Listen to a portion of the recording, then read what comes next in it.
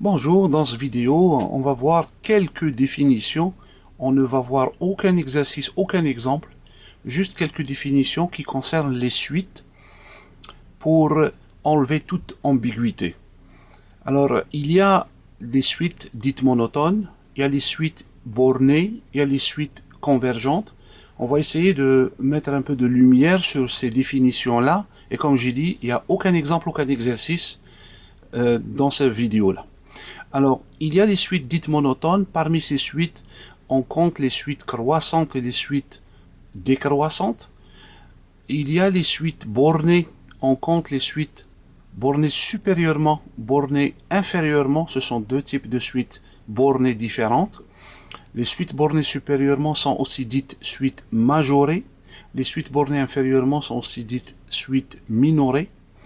Les suites qui sont à la fois bornées supérieurement et bornées inférieurement sont dites des suites bornées. Et il y a aussi une autre catégorie de suites, c'est les suites convergentes. Les liens qu'il y a entre ces différentes suites, je les ai représentés ici dans ce schéma ici. Remarquez les suites bornées, je les ai représentées en jaune ici par cet ensemble. Les suites monotones par cet ensemble en couleur rose. Et au centre ici, en orange, les suites convergentes. Remarquez bien, à chaque fois que vous prenez une suite qui est à la fois monotone et bornée, donc elle est dans cette partie ici, elle se trouve automatiquement dans la partie orange, c'est-à-dire convergente. Donc, toutes les suites qui sont monotones et bornées sont convergentes. Maintenant, si on a seulement borné d'un côté, supérieurement ou inférieurement, est-ce que ce résultat-là reste vrai? Oui, si on prend, à la place de monotone, on prend juste monotone croissante, avec supérieurement. Borné supérieurement et croissante, ça donne convergente. Borné inférieurement et décroissante, ça donne aussi convergente. Alors, un autre schéma pour éclaircir ces définitions et ce théorème important. Regardez bien, on a ici les suites monotones.